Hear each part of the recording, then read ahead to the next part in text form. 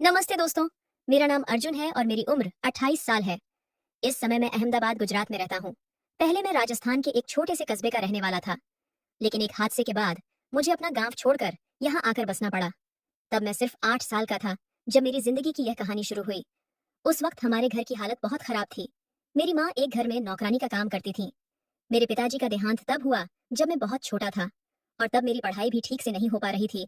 तो माँ ने मुझे घर के छोटे मोटे कामों में हाथ बंटाने को कहा। मेरे पिताजी का निधन मेरे जन्म के कुछ साल बाद ही हो गया था। उनकी तबीयत अचानक बिगड़ गई थी। फिर जब मैं 9 साल का था, मेरी माँ को कैंसर हो गया।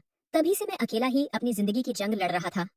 मेरी माँ गांव के एक बड़े घर में झाड़ू पोंछा करती थी, जो हमारे झोपड़े से ज्यादा दूर नहीं था। फिर जब मैं 10 साल का हुआ, तो माँ ने सोचा कि अब मुझे भी उनके साथ उस घर में कुछ काम करना चाहिए। शुरू शुरू में मैं वहां सिर्फ बर्तन साफ करता था, लेकिन धीरे धीरे मैंने कपड़े धोना और बगीचे में पानी देना भी सीख लिया। फिर उसी साल मेरी जिंदगी में एक और बड़ा झटका लगा। मेरी माँ भी मुझे छोड़कर चली गई। एक बार काम करते वक्त उनकी छाती में तेज दर्द उठा था। हमने सोचा कि थकान की वजह से होगा, लेकिन जब तक हमें पता चला कि यह कैंसर है, तब तक बहुत देर हो चुकी थी और एक दिन माँ की मृत्यु हो गई। उन दिनों मैं बहुत उदास और अकेला रहने लगा था। मुझे समझ नहीं आ रहा था कि अब मैं कैसे जिंदा रहूंगा। अब मैं पूरी तरह से अनाथ हो गया था। हमारे पास रहने के लिए जो छोटा सा झोपड़ा था, वह भी माँ के जाने के बाद गांव वालों ने छीन लिया।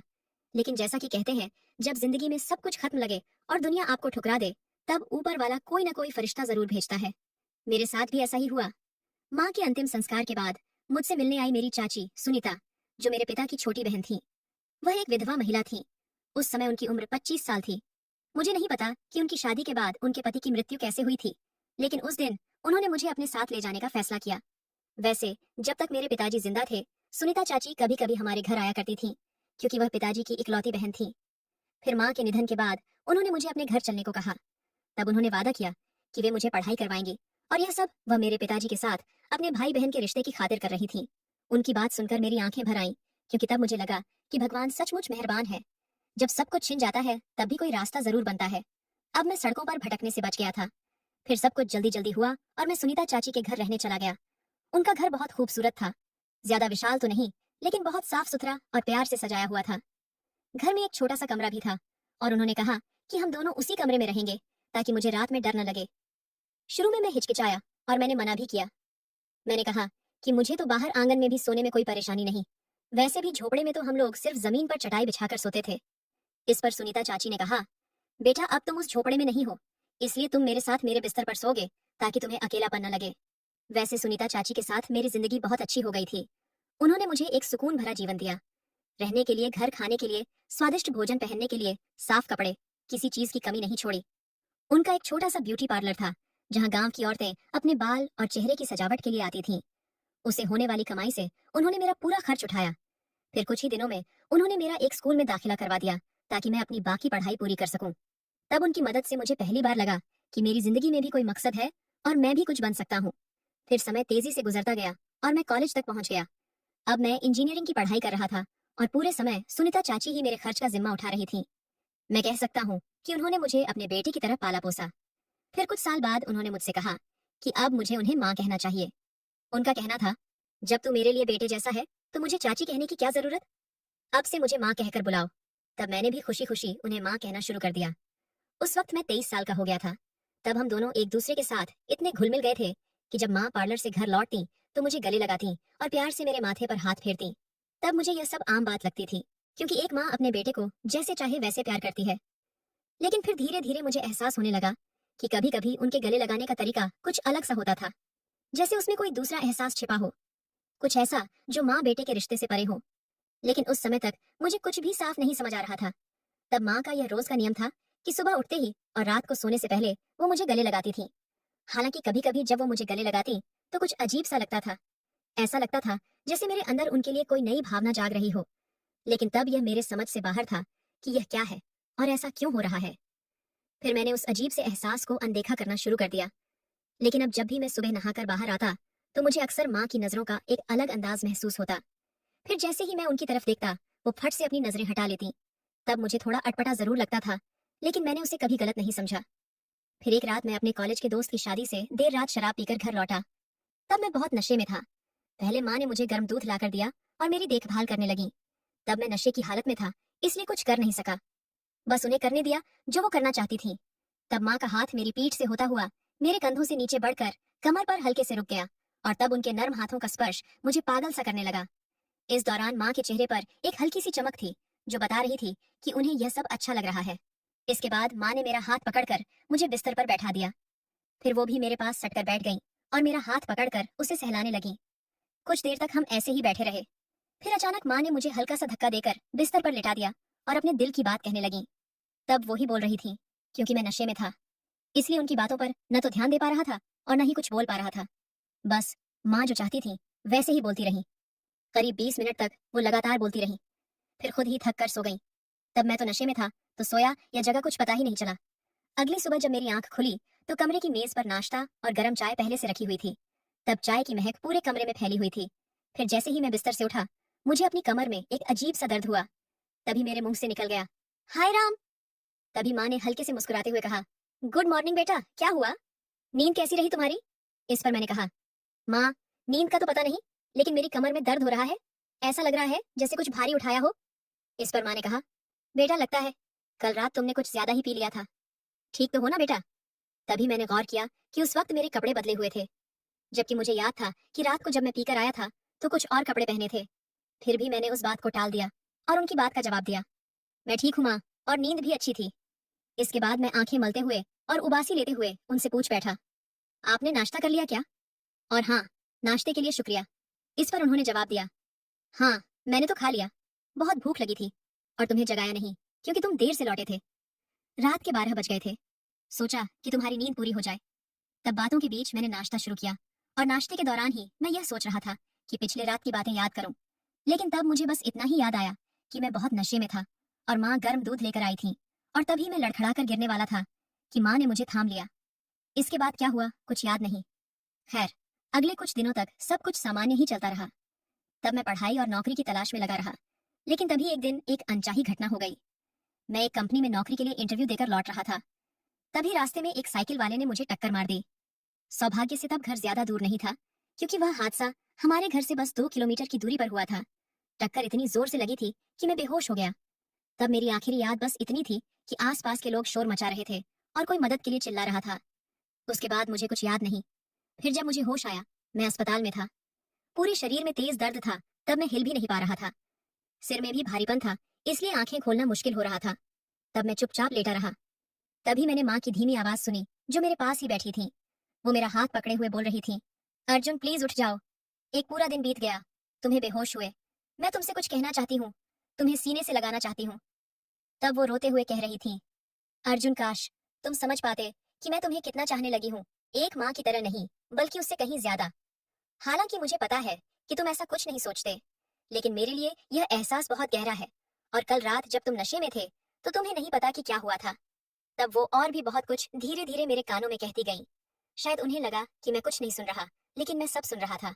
उनकी बातों से मेरा मन बहुत उलझ गया, लेकिन उन शब्दों में एक अजीब सी गर्माहट और अपनापन भी था। और न जाने क्यों उस पल मुझे एक राहत सी मिली। लेकिन उसी वक्त मेरे मन में एक अनजाना डर भी जागा, क्योंकि जो बातें मैंने सुनी थी उसने मेरे दिल और दिमाग को उलझा दिया था। अब मैं अंदर से बेचैन हो रहा था, इसलिए मैंने जानबूझकर अपनी आंखें खोल दी और बोल पड़ा, माँ क्या वो सब सच था जो मैंने अभी सुना? क्या आप मुझे एक बेटे से भी ज्यादा चाहने लगी हैं? और कल रात को आपने क्या किया? मैंने तो हमेशा यही माना कि आपका इरादा साफ है, आप सिर्फ माँ की तरह मेरा ख्याल रख रही हैं। लेकिन अब लग रहा है कि आपने जो कुछ मेरे लिए किया वो सब किसी और वजह से था। तब मेरे सवाल में गुस्सा भी था और तकलीफ भी। तब मेरी बात सुनते ही माँ की आंखों में आंसू आ गए। फिर भी उन्होंने नरम आवाज में कहा, अर्जुन बेटा अब तुम्हें कैसा लग रहा है? मैं बहुत डर गई थी, कितना इंतजार किया कि तुम होश में आओ।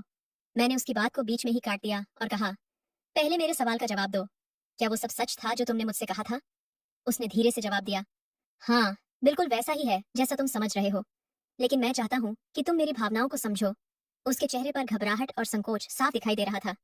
फिर उसने मुझे एक गिलास नींबू पानी थमाया और आसपास देखने लगा, शायद इस डर से कि कोई हमारी बात सुन न ले। मुझे भी लगा कि क्लिनिक में इस तरह की बातें करना सही नहीं है। मैंने कहा, तुम जरा बाहर जाओ, मुझे थोड़ा आराम करना है। फिर मैंने करवट बदली और दूसरी तरफ लेट गया। कुछ दिनों तक क्लिनिक में रहने के बाद हम अपने घर वापस आए, लेकिन घर पहुंचने के बाद भी मैं उससे खुलकर बात नहीं कर पाया। मन के भीतर कुछ टूट सा गया था, जिसे मैंने अपने माँ जैसा माना।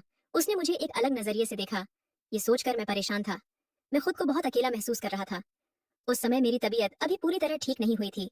माँ ही मेरी देखभाल कर रही थी। खाना खाने में भी उनकी मदद लेनी पड़ती थी। हालांकि कपड़े बदलते वक्त मैं खुद संभाल लेता था। कई दिन ऐसे ही गुजर गए।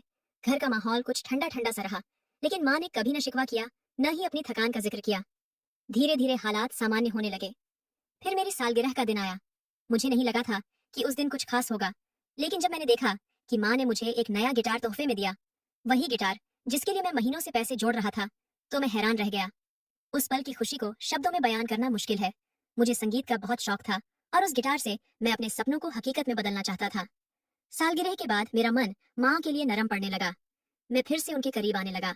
मुझे पता था कि माँ मुझे एक बेटे से कहीं ज्यादा चाहती थी।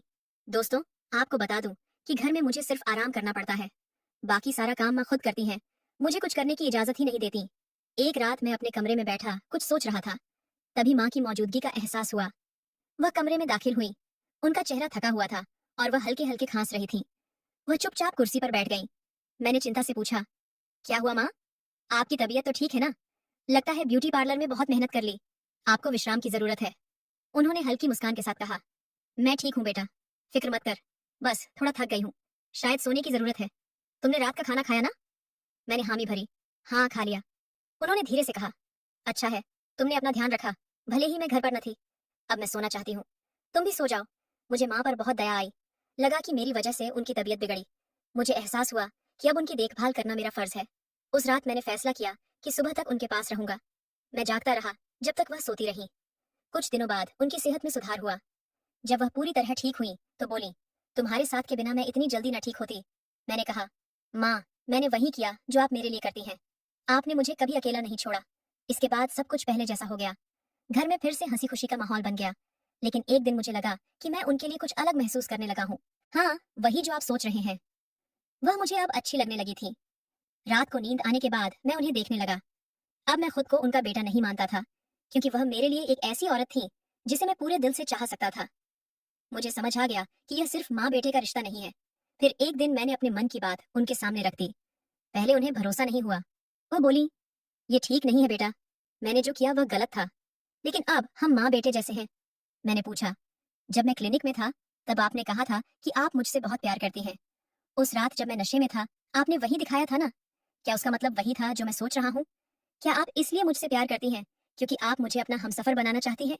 मेरे सवाल पर वह खामोश हो गई। फिर धीरे से बोली, हाँ अर्जुन, मैंने तुमसे वैसा ही प्यार किया जैसा तुम सोच रहे हो। लेकिन जब तुम नाराज हुए और मेरे प्यार को ठुकराया, तो मैंने खुद को समझाया कि यह गलत है और इसका कोई भविष्य नहीं। मैंने उनकी आंखों में देखकर कहा, गलत क्यों कह रही हो? आप मेरी सगी माँ नहीं हो। मैं आपका खून का बेटा नहीं हूँ। इस दुनिया में मेरा कोई और नहीं, बस आप हो। मैंने अपने सारे जज्बात उनके सामने रख दिए। पिछले दिनों मैंने खुद से बार बार सवाल किया था, और अब मुझे यकीन हो गया कि मैं भी उनसे प्यार करने लगा हूँ। आज मैं ये बात साफ साफ कह रहा हूँ। उस दिन के बाद हमने अपने रिश्ते को एक नया नाम दिया और प्रेमी बन गए। ये सिर्फ दिल की बात नहीं थी, हमने इसे सच करने का फैसला किया। अगले दिन मैं सुबह सुबह बाजार गया। मन में थोड़ी हिचक थी, लेकिन उत्साह भी था।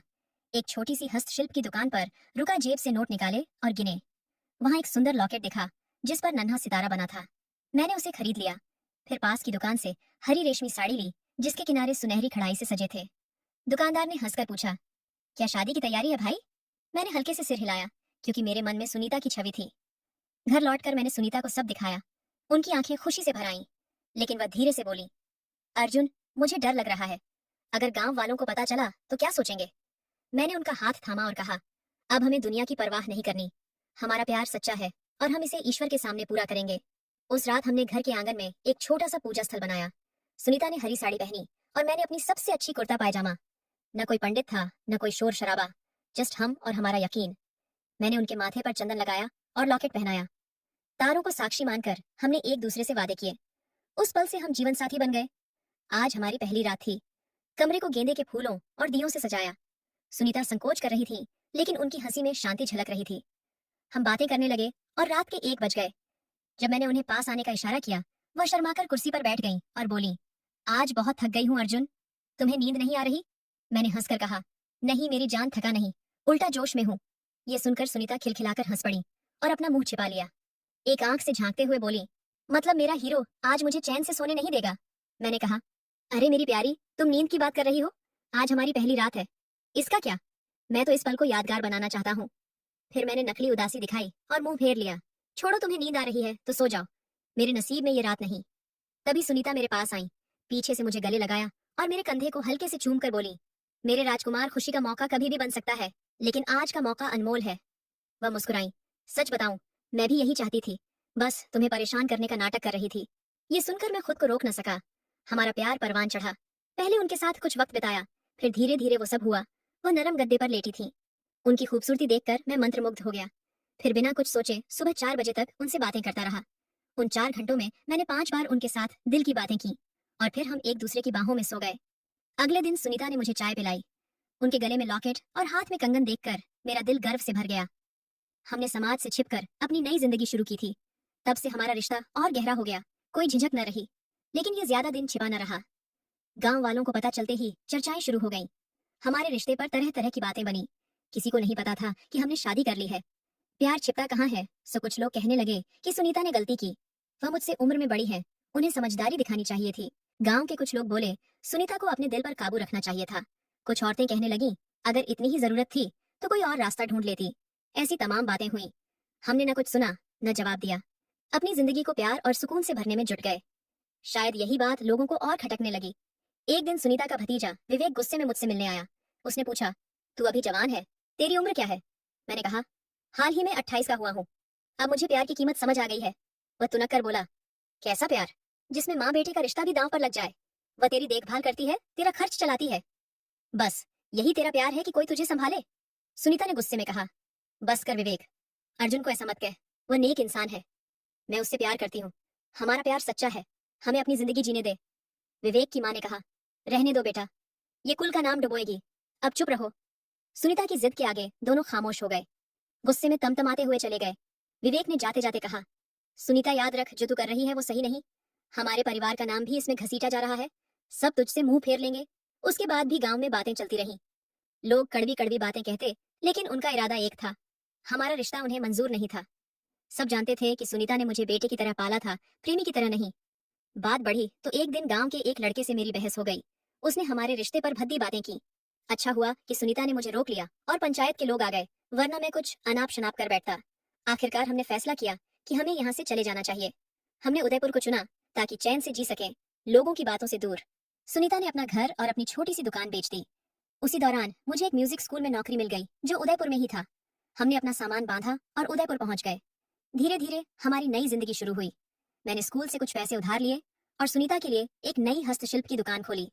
अब हम अपने काम में मग्न थे और एक दूसरे के साथ थे, उन मुश्किलों से कोसों दूर। शुरुआत में नए शहर में कोई जानने वाला नहीं था। हमें खुलकर जीने का मौका मिला।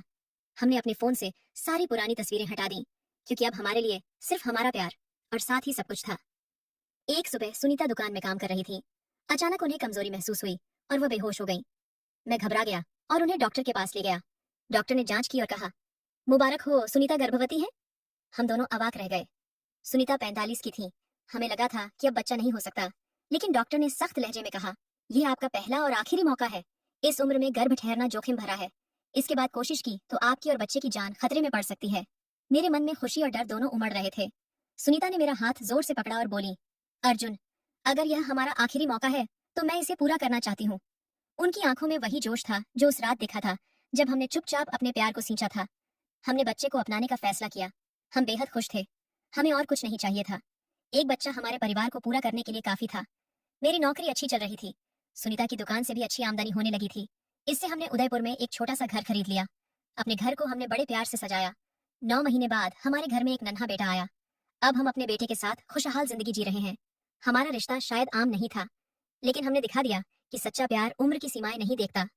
लोग कहते हैं कि अगर प्यार सच्चा हो तो उम्र कोई मायने नहीं रखती। हम खुश हैं और किसी का बुरा नहीं कर रहे। यही हमारी कहानी है। उम्मीद है आपको अच्छी लगी होगी। तो दोस्तों, ये थी हमारी छोटी सी कहानी। आपको कैसी लगी अपनी राय जरूर बताएं।